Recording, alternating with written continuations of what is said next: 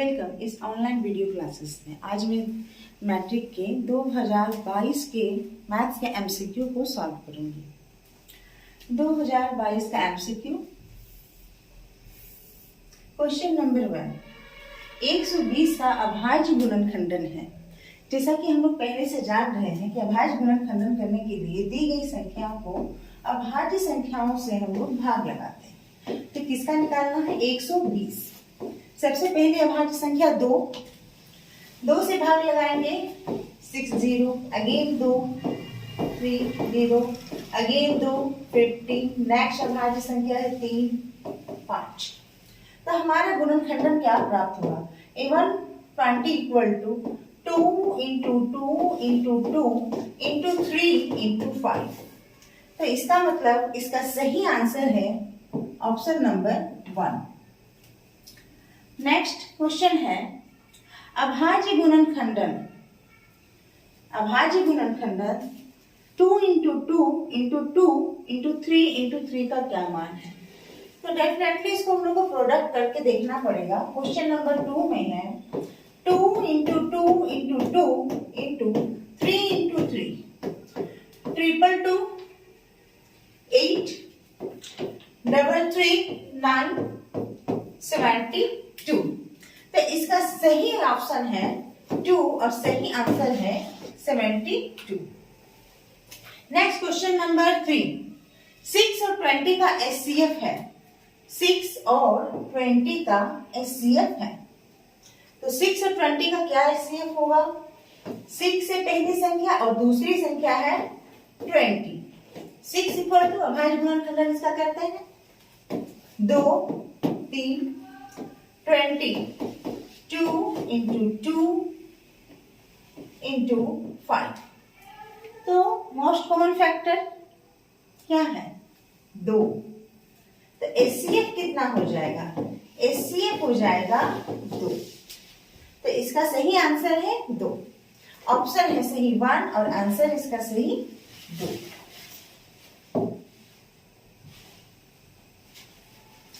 Next we solve question 4। किसी पूर्णांक m के लिए प्रत्येक विषम संख्या का रूप है। कोई भी पूर्णांक अगर m दिया हुआ है, क्वेश्चन नंबर 4 के लिए अगर कोई भी पूर्णांक m दिया हुआ है तो विषम संख्या का रूप क्या होगा? 2m + 1। m का कोई भी मान अगर हम 0 1 2 3 लेते हैं तो विषम संख्या में क्या होना चाहिए? 1, लास्ट डिजिट आना चाहिए 1 3 5 7। तो इसका रूप कैसा होगा? 2m + 1।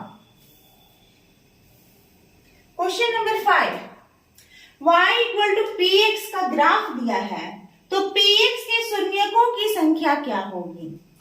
हमारा ग्राफ है कुछ इस तरह का।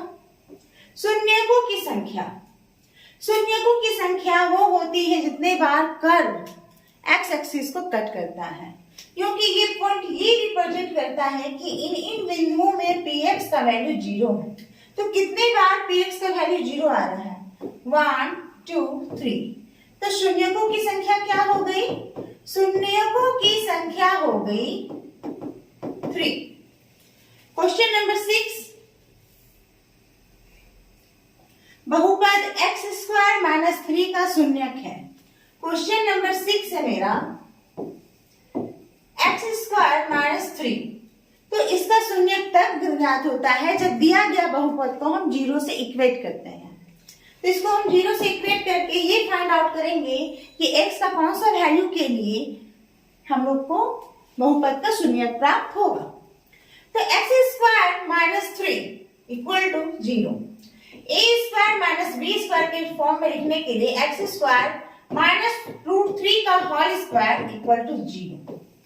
ये किस फॉर्म में आया? a² - b², a + b into a - b। अब ये दो ब्रैकेट है प्रोडक्ट के फॉर्म में, या तो ये 0 होगा या तो ये 0 होगा। अगर x + √3 0 हुआ तो x का वैल्यू मिला -√3। अगर x - √3 = 0 हुआ तो x का वैल्यू होगा √3। तो x का दो वैल्यू निकला, एक +√3 और एक -√3। तो इसका आंसर होगा -√3 और सिंपली √3। इसका सही ऑप्शन है 3। आंसर है -√3 और √3। क्वेश्चन नंबर 7, एक द्विघात बहुपद जिनके शून्यकों का योग तथा गुणनफल -3 और 2 है, तो हमें द्विघात बहुपद को निकालना है। क्वेश्चन नंबर 7, शून्यकों का योग मतलब अल्फा प्लस बीटा, शून्यकों का योग कितना दिया हुआ है -3। शून्यकों का गुणनफल मतलब अल्फा इंटू बीटा कितना दिया हुआ है 2। जब शून्यकों का योग और शून्यकों का गुणनफल दिया हुआ रहे तो हम कैसे निकालेंगे द्विघात बहुपद? x² माइनस शून्यकों का योग alpha plus beta into x plus alpha into beta, ये रूप होगा हमारा प्राप्त बहुपद का। x² minus alpha plus beta का वैल्यू है -3, ब्रैकेट के अंदर लिखे क्योंकि ये नेगेटिव साइन के साथ है, plus alpha into beta 2, x² minus into minus plus 3x plus 2। तो ये हमारा हो गया प्राप्त बहुपद। तो इसका सही ऑप्शन है ऑप्शन नंबर 1 और सही आंसर है x² plus 3x plus 2। Next question है question number 8, a1 by a2 equal to b1 by b2 is not equal to c1 by c2। ये अगर कंडीशन है कोई दो चर वाले रैखिक समीकरण का, तो इसका सही ऑप्शन क्या होगा? कोई हल नहीं, एक आदित्य हल, दो हल, अपरिमित रूप से अनेक हल। तो अपरिमित रूप से अनेक हल तब प्राप्त होते हैं जब रेखाएं समपाती हो। तो रेखाएं समपाती होंगी तो तीनों अनुपात बराबर होगा। आदित्य हल होगा तब जब a1 by a2 is not equal to b1 by b2, जब रेखाएं प्रतिच्छेदी हो। तो इसका सही आंसर होगा कोई हल नहीं, जब रेखाएं समांतर हो। तो ये किसका कंडीशन है? रेखाएं समांतर होने का। तो इसका सही ऑप्शन आंसर है कोई हल नहीं, ऑप्शन नंबर 1। क्वेश्चन नंबर 9, रेखिक समीकरण युग्म 2x minus y equal to 5, इसे सॉल्व करना पड़ेगा। Question number 9, 2x minus y equal to 5, next 3x plus 2y equal to 4। समीकरण 1, समीकरण 2। विलोपन विधि सबसे इजीएस्ट है, शॉर्टेस्ट है, इसका यूज करेंगे। हम यहाँ पर लेंगे y का कोफिशिएंट, यहाँ 2 है, इसे समीकरण 1 को 2 से गुना करेंगे और समीकरण 2 को -1 से। क्या मिलेगा? 4x minus 2y equal to 10 minus 3x minus plus minus -2y equal to -4। अब अगला स्टेप क्या है? घटाने का। प्लस माइनस है तो प्लस, माइनस है तो प्लस, माइनस है तो प्लस, ये कैंसिल हो गया। क्या मिला? 7x equal to 14, x equal to 2। ये x का वैल्यू कहाँ रखेंगे? समीकरण 1 में। x का मान समीकरण 1 में रखने पर 2 इंटू x का value 2 minus y equal to 5, 2 into 2 4 minus y equal to 5। y को एक तरफ ले जाएंगे, माइनस है, इस तरफ ले जाएंगे तो प्लस में हो जाएगा y, और ये प्लस में दूसरी ओर जाएगा तो प्लस का साइन माइनस हो जाएगा। 4 माइनस 5 दैट इज -1। तो y इक्वल टू -1 और x equal to 2, x equal to 2, y equal to -1, option number 1 इसका सही है। क्वेश्चन नंबर 10, रेखिक समीकरण युग्म जिसका हल होता है उसे क्या कहते हैं? संगत। अगर रेखिक समीकरण युग्म संगत है तो उसका हल प्राप्त होगा। क्वेश्चन नंबर 11, रेखिक समीकरण समीकरण युग्म 3x, question number 11, 3x plus 2y equal में लिख लेते हैं, a1x plus b1y plus c1 equal to 0 के फॉर्म में, जो इसका स्टैंडर्ड फॉर्म है। That is 3x plus 2y minus 5 equal to 0, सारे टर्म्स एक तरफ। दूसरा है हमारा समीकरण 2x minus 3y equal to 7, इसे स्टैंडर्ड फॉर्म में लिखेंगे 2x minus 3y minus 7 equal to 0, सारे टर्म्स एक तरफ अगर हो तो हमारा फॉर्म कौन सा होगा, a1x plus b1y plus c1 equal to 0, standard form of two variables का, हमारा लीनियर इक्वेशन का, दो चर वाले रैखिक समीकरण का स्टैंडर्ड फॉर्म। अब इसका कितने हल होंगे ये हमें फाइंड आउट करना है। कैसे मिलेगा, a1 बाई a2, a1 है 3, a2 है 2, b1 बाई b2, b1 है 2 और b2 है minus 3, c1 by c2 minus 5 minus 7। अगर a1 by a2 is not equal to b1 by b2, तब रेखाएं प्रतिच्छेदी होंगी और केवल एक हल प्राप्त होगा। यहां हम देख रहे हैं a1 बाई a2 कितना है 3 बाई 2, b1 बाई b2 कितना है माइनस 2 बाई 3, ये इक्वल नहीं है। तो रेखाएं कैसी होंगी, प्रतिच्छेदी, और इसका केवल एक हल प्राप्त होगा। प्रतिच्छेदी रेखाओं का केवल एक हल प्राप्त होता है। क्वेश्चन नंबर 12, समीकरण निकाय के अद्वितीय हल होने के लिए k का क्या मान होगा। अद्वितीय हल मतलब सिंगल सॉल्यूशन, सिंगल सॉल्यूशन मतलब रेखाएं प्रतिच्छेदी, रेखाएं प्रतिच्छेदी का मतलब a1 by a2 is not equal to b1 by b2। इसे सॉल्व करते हैं। क्वेश्चन नंबर 12, पहला है 2x plus y minus 6 equal to 0, second है 2x minus ky minus 2 equal to 0। सबसे पहले a1 बाई a2 निकालेंगे, a1 by a2 2 by 2 that is 1 and b1 by b2 that is 1 by minus k, simply 1 by minus 1 by k। अगर ये अद्वितीय हल है that means रेखाएं क्या है, प्रतिच्छेदी। a1 by a2 is not equal to b1 by b2. a1 by a2 1 is not equal to minus 1 by k by cross multiplication. k is not equal to minus 1. तो k का कौन सा मान नहीं हो सकता है, माइनस 1। तो इसका सही ऑप्शन है 1 और सही आंसर है माइनस 1।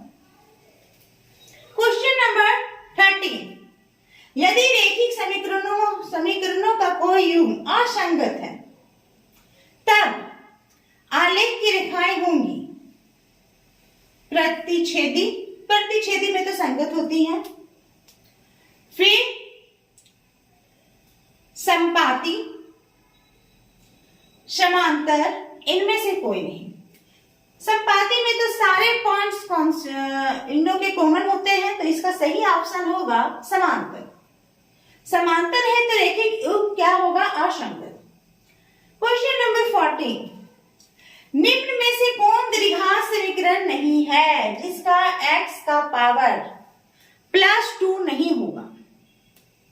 जिस बहुपद का घात +2 नहीं होगा मतलब तो वो क्या हो जाएगा, द्विघात समीकरण नहीं होगा। साथ ही साथ उसमें एक ही चर का प्रयोग होना चाहिए, किसी भी चर का पावर नेगेटिव नहीं होना चाहिए।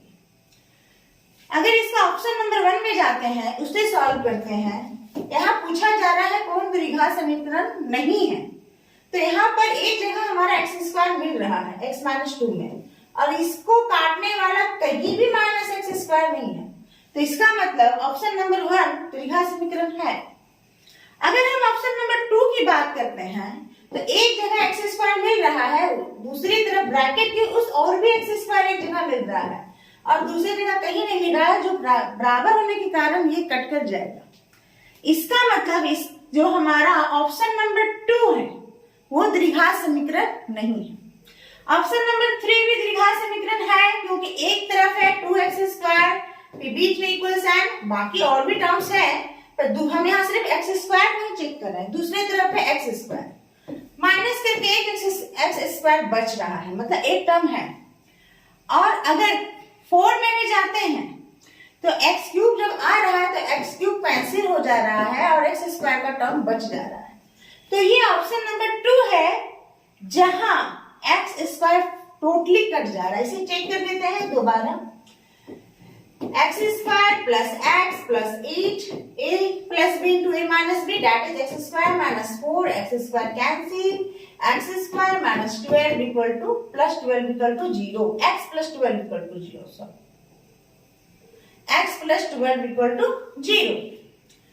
क्या मिला? x plus 12 equal to 0। ये द्विघात समीकरण नहीं है, ये कैसा है? रैखिक समीकरण। तो इसका सही आंसर है ऑप्शन नंबर 2। क्वेश्चन नंबर 15 विविधता निकालना, very simple. Question number 15, question number 15, 3x² minus 5x plus 2 equal to 0। Standard form में से कंपेयर करेंगे, that is x² plus bx plus c equal to 0। Comparing a equal to 3, b equal to -5, c equal to 2, विविधता d, this is b² minus 4ac, b² minus 5 का whole square minus 4a is 2 और c is a is 3 और c is 2, that is 25 minus 24 equal to 1, d is equal to 1। तो विविधता का value क्या मिला? 1। इसका सही ऑप्शन है 1 और आंसर भी है 1। Question number 16, ax² plus bx plus c equal to 0 के दो बराबर वास्तविक मूल होंगे। कब? जब d equal to 0 होता है तो मूल वास्तविक भी होते हैं, बराबर भी होते हैं। और d का फार्मूला क्या है? b² minus 4ac। इसका वैल्यू जब 0 होगा तो मूल वास्तविक होंगे और बराबर होंगे, इसलिए 16 का सही ऑप्शन है 3 और आंसर है b² minus 4ac equal to 0। Question number 17, 2x² minus 5x plus 3 equal to 0 के मीलों की प्रकृति कहां से मिलेगा? ये हमें मिलेगा विविधता निकालने से। अब हम d का वैल्यू निकालेंगे तो हमें प्राप्त होगा कि मूल की प्रकृति कैसी है। कंपेयर करेंगे x² plus bx plus c equal to 0, comparing a equal to 2, b is equal to -5 है और c equal to 3 है, d equal to है b² minus 4ac, d का वैल्यू -5 और इसका -4, a equal to 2, c equal to 3, 25 minus 24 equal to 1। d equal to 1 मिला, जो 0 से बड़ा है तो मूल कैसा होगा? मूल होगा वास्तविक और असमान। चलिए, मूल कैसा होगा? वास्तविक और असमान। इसका सही ऑप्शन है ऑप्शन नंबर 2, वास्तविक एवं असमान। क्वेश्चन नंबर 18, द्विघात समीकरण का मूल समान है, ये चीज दिया हुआ है। सबसे पहले लिखते हैं द्विघात समीकरण 2x² plus kx plus 3 equal to 0, comparing it from ax² plus bx plus c equal to 0, a equal to 2, b equal to k, c equal to 3, d निकालेंगे। d क्या है? b² minus 4ac। चूंकि मूल समान है, चूंकि मूल क्या है?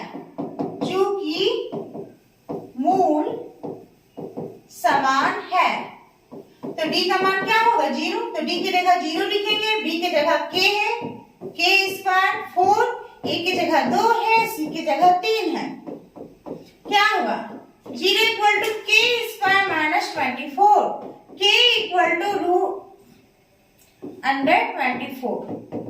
k स्क्वायर इक्वल टू 24, तो इसका स्क्वायर है तो रूट अंडर जाएगा। अब यहां देखिए 6 इंटू 4 दो बन के बाहर निकल जाएगा, रूट अंडर 6, तो k equal two plus minus, जब हम स्क्वायर रूट से डिजिट को बाहर करते हैं तो दोनों साइड मिलता है, प्लस और माइनस दो, तो k का वैल्यू हुआ प्लस माइनस 2√6, प्लस माइनस 2√6। इसका सही ऑप्शन है 3 और आंसर है प्लस माइनस 2√6। क्वेश्चन नंबर 19, द्विघात समीकरण x square minus kx minus 10 के मूल -2 हो का एक मूल, हाँ एक मूल अगर -2 हो तो k का मान क्या है। क्वेश्चन नंबर 19, यहाँ मूल दिया हुआ है -k, मतलब x का एक वैल्यू -k है जिसके लिए ये जो समीकरण में सेटिस्फाइड होगा, तो k का वैल्यू निकालना है। मूल का मान मतलब x का एक वैल्यू का मान दिया है -2, x का एक मूल है -2, तो k का मान निकालना है। तो द्विघात समीकरण हमारा क्या है, x square minus kx minus 10 equal to 0। तो जहां जहां x है वहां -2 पुट करेंगे, -2 का स्क्वायर माइनस k, x का वैल्यू -2 तो ब्रैकेट में से लिख दिए -2 माइनस 10 इक्वल टू 0, -2 का whole square 4 minus minus plus 2k minus 10 equal to 0, 2k minus 6 equal to 0, taking 2k common, k minus 3 equal to 0, k minus 3 equal to 0, that is k equal to 3। या फिर इसको इस तरह से सबसे shortest कीजिए, 2k equal to 6, तो k equal to 3, तो k का वैल्यू क्या मिला 3। इसका सही ऑप्शन है 2 और सही आंसर है 3। क्वेश्चन नंबर 2, यहां बोल रहा है कि इसका मूल प्राप्त करें, किसका, द्विघात समीकरण 6x square minus x minus 2 equal to 0, तो इसे हम गुणनखंडन विधि से हल करेंगे। 20 6x square minus x minus 2 equal to 0, 6 minus 2 है, इसे इस तरह से हमको तोड़ना है कि एडिशन -1 आ जाए और product -12, that is -4 plus 3, -4 plus 3 that is -1 and -4 into 3 that is -12। तो क्या लेंगे यहाँ पर 6x square minus 4x plus 3x minus 2 equal to 0, यहाँ पर 2x कॉमन आएगा, यहाँ बचेगा 3x माइनस 2, यहाँ पर 1 कॉमन आएगा, अंदर बचेगा 3x माइनस 2। अब ये दोनों टर्म में 3x minus 2 3x minus 2 common है, क्या कॉमन आएगा -3x माइनस 2, यहाँ बच जाएगा 2x प्लस 1 इक्वल टू 0। दो डिफरेंट ब्रैकेट का प्रोडक्ट 0 है, तो या तो ये 0 होगा, 3x माइनस 2 इक्वल टू 0 होगा, या तो 2x प्लस 1 इक्वल टू 0 होगा। अगर 3x माइनस 2 इक्वल टू 0 हुआ तो 3x equal to 2, that is x equal to 2/3 by cross division of 3, और यहाँ पर होगा 2x इक्वल टू -1, 1 को उस डायरेक्शन में लेंगे, प्लस का साइन माइनस हो जाएगा, x इक्वल टू -1/2, तो x का दो वैल्यू निकला 2/3 और -1/2, तो इसका सही ऑप्शन है 1 और सही आंसर है 2/3 एंड -1/2। क्वेश्चन नंबर 21, एपी का सार अंतर, एपी दिया हुआ है 3 3 3 3 3, सार अंतर जस्ट आगे का टर्म माइनस पीछे का टर्म, यहाँ कोई भी दो लगातार टर्म अगर हम लेते हैं, अगर ये a1 और ये a2 है तो a2 minus a1 that is 3 minus 3 equal to 0, तो d क्या हो गया 0। इसका सही ऑप्शन है 3 और सही आंसर है 0। क्वेश्चन नंबर 22, एपी का प्रथम पद 10 है, a इक्वल टू 10, सारवंतर d इक्वल टू ऑल्सो 10, तो दूसरा पद क्या क्या होगा? दूसरा पद A2 A1 प्लस D, जो अपना पिछला पद से कितना ज्यादा है? D ज्यादा है। यही तो A1 है प्रथम पद 10, D है 10, 10 प्लस 10 20, तो इसका दूसरा पद होगा 20। इसका सही ऑप्शन है 2, आंसर सही है 20। Question number 23, A equal to 7, D equal to 3 and N equal to 8, तो An का वैल्यू क्या है? Question number 23, An equal to A plus N minus 1 into D, N का वैल्यू 8, A का वैल्यू 7, N का value 8 और D का value 3।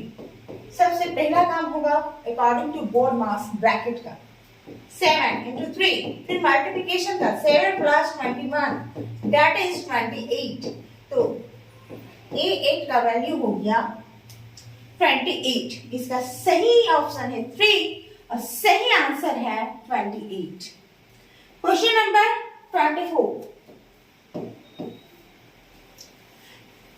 3 के प्रथम 5 गुणजों का योग है, तो 3 का प्रथम 5 गुणज क्या हो गया? खुद 3, क्योंकि 3 into 1, खुद 6, 3 into 2, 3 into 3 9, that is table of 3। तो AP कैसा होगा जिसे 3 के प्रोडक्ट में लिखा जा सके? तो खुद वो होगा 3, दूसरा नंबर होगा 6 जिसे 3 के प्रोडक्ट में लिख सकते हैं, तीसरा होगा 9, चौथा होगा 12, पांचवा होगा 15। अब इनका योग निकालना है। A equal to 3, D equal to just अगला टर्म एंड जस्ट पिछला term, 6 minus 3 that is 3, An 15। जो छोटा वाला फॉर्मूला है, अगर प्रथम और अंतिम पद ज्ञात हो और पदों की संख्या भी ज्ञात हो तो छोटा वाला फॉर्मूला यूज होता है n/2 A plus An, n का वैल्यू 5, A का वैल्यू 3, An का वैल्यू लास्ट टर्म का वैल्यू 15, 5/2 into 18, 9 टाइम्स में जाएगा, 9 into 5 45। तो इसका सही ऑप्शन है 4 और सही आंसर है 45। क्वेश्चन नंबर 25, सभी वृत्त समरूप होते हैं क्योंकि सभी वृत्त का रूप एक जैसा होता है। हाँ, अगर समान त्रिज्या हो, समान त्रिज्या वाले दो वृत्त सर्वांगसम होंगे क्योंकि रूप तो एक जैसा है ही, गोल आकार भी क्या है? सेम है। पर जब सभी वृत्त की बात आ रही है तो कोई वृत्त छोटा है, कोई बड़ा है, पर रूप सबका गोलाकार है, तो सभी वृत्त समरूप होंगे। क्वेश्चन नंबर 26 थेल्स प्रमेय से लिया गया है। इसमें क्या होता है कि अगर DE BC के समांतर है तो DE वो दो भुजाओं को समान अनुपात में क्या करेगा? विभाजित करेगा। चूंकि पिक्चर ऑलरेडी गिवन है तो डायरेक्ट हम सॉल्यूशन पे जाएंगे।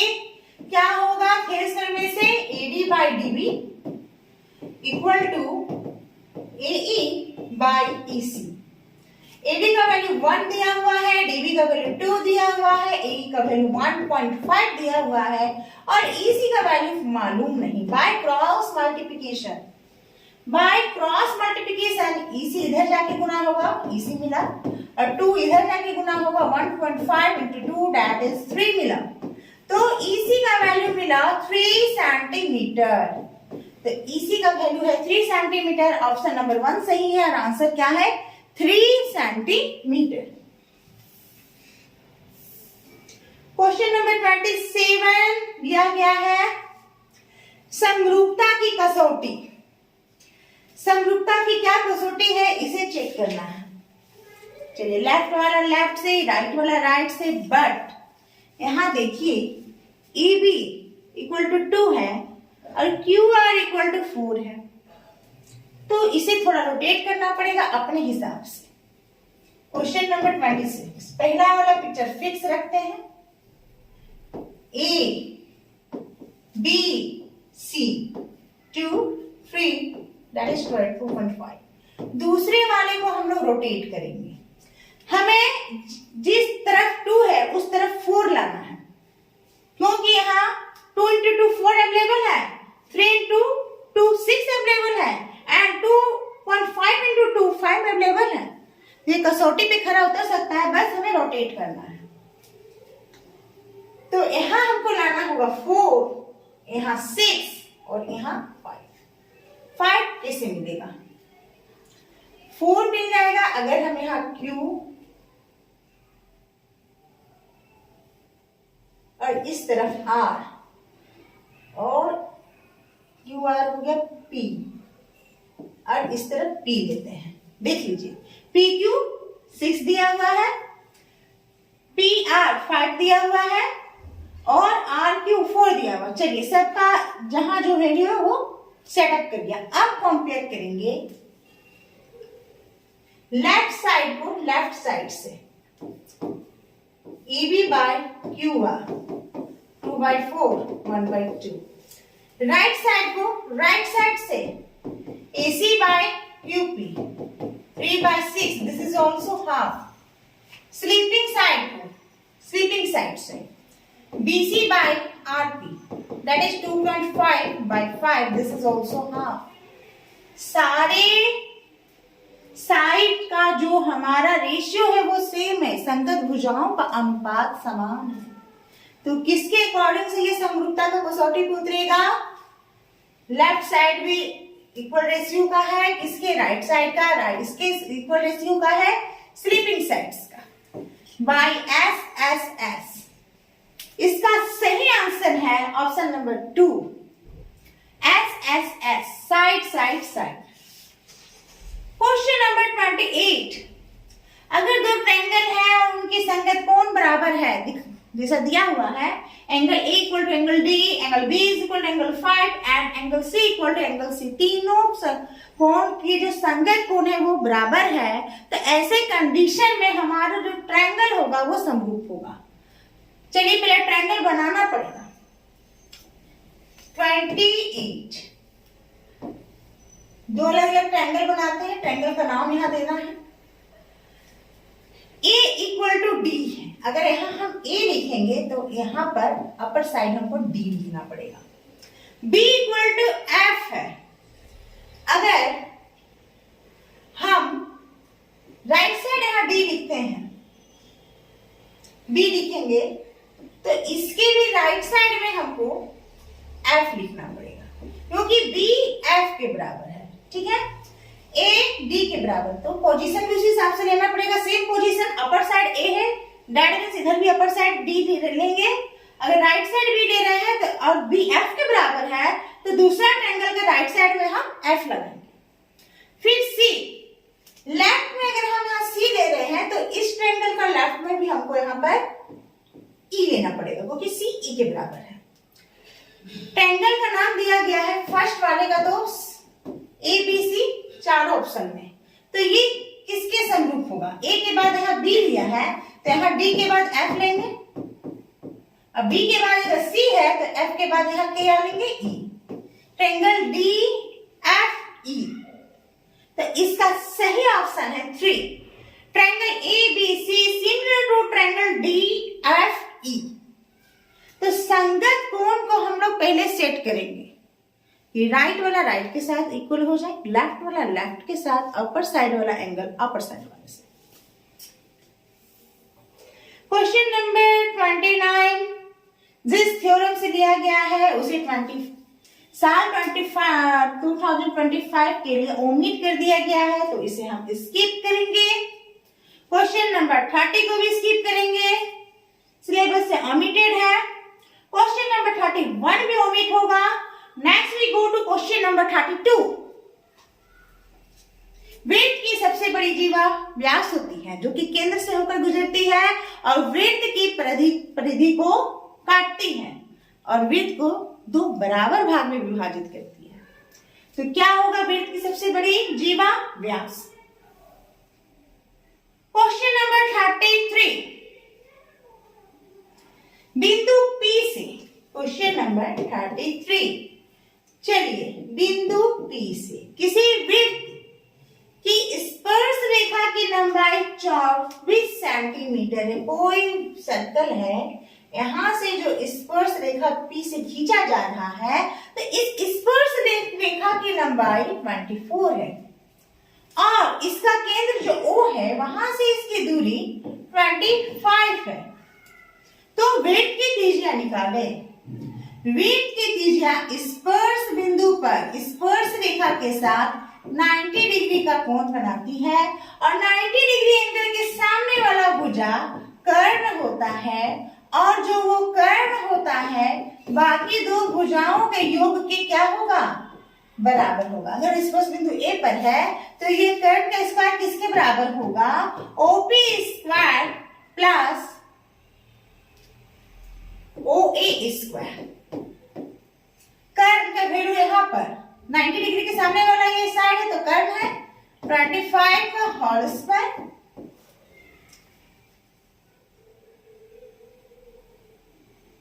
यहाँ एपी का वैल्यू है 24 का होल स्क्वायर, ओए हो गया आर स्क्वायर 25 625 24 का whole square 576 plus R square. तो आर स्क्वायर का वैल्यू क्या होगा, 625 minus 576 49 r equal to √49 that is 7।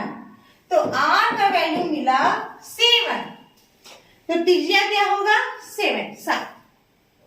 Question number 34। एक वृत्त की कितनी स्पर्श रेखाएं हो सकती हैं?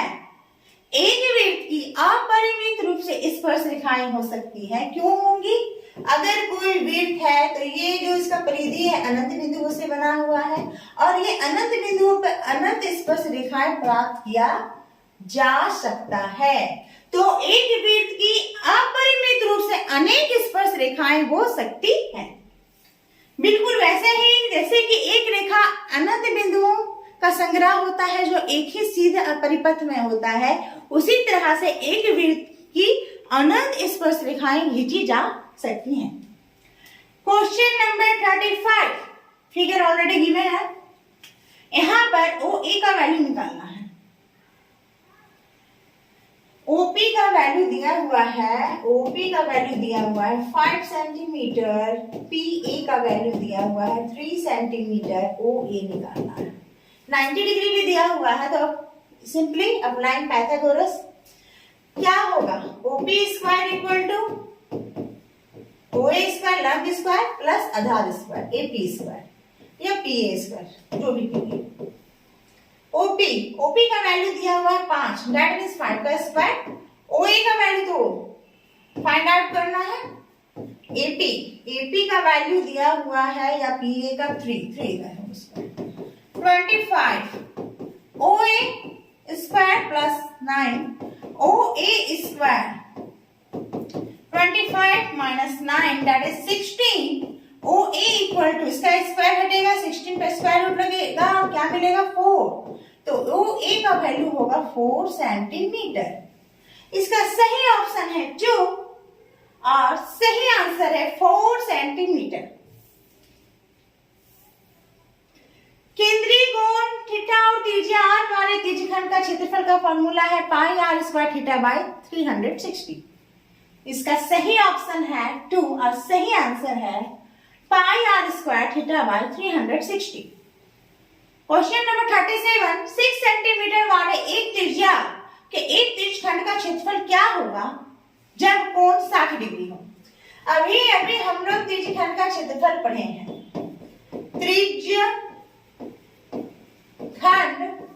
का क्षेत्रफल क्या पढ़े हैं, pi r square theta by 360।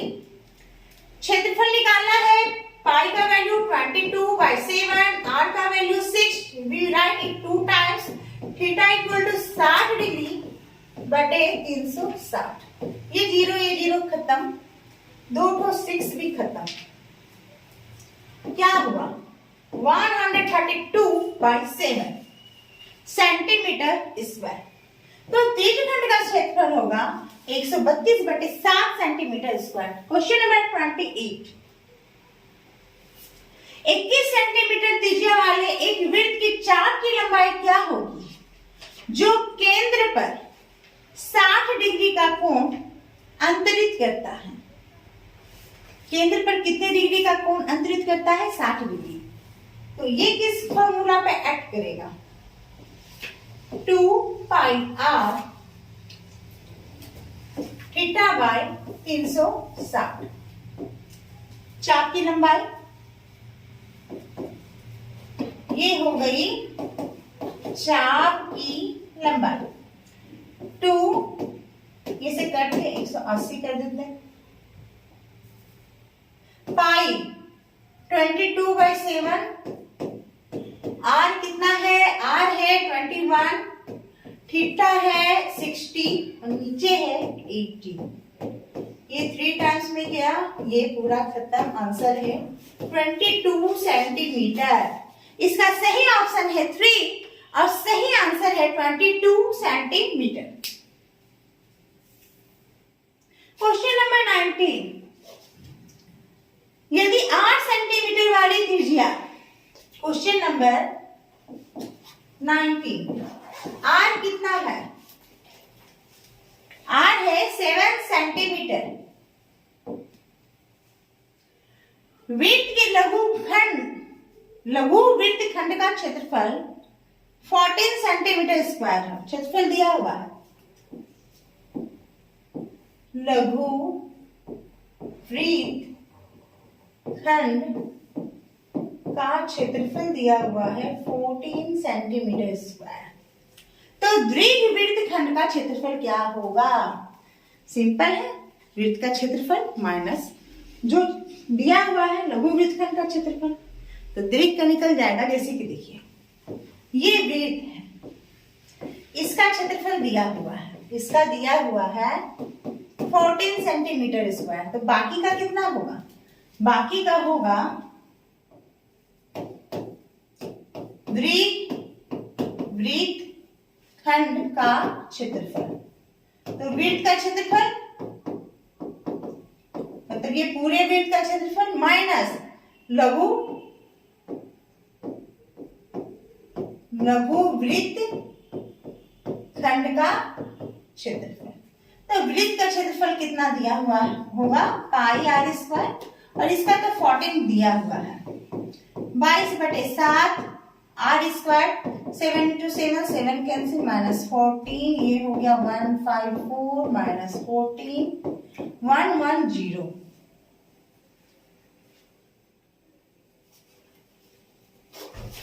नहीं 140 सॉरी 140। तो दीर्घ वृत्त खंड का क्षेत्रफल क्या होगा? 140 सेंटीमीटर स्क्वायर। पूरे वृत्त में लघु को हटा दिए तो दीर्घ ही बचा। चलिए क्वेश्चन नंबर 14। एक छतरी क्वेश्चन नंबर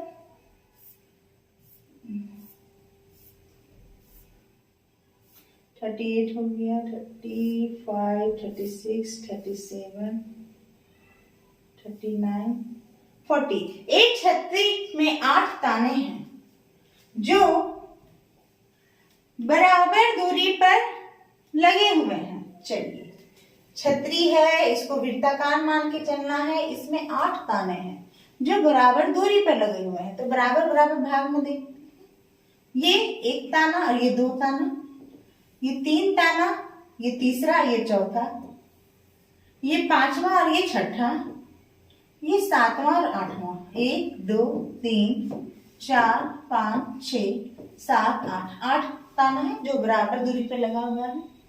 छतरी को सपाट वृत्त माना गया है। तो 2 लगातार तानों के बीच का कोण कितना होगा?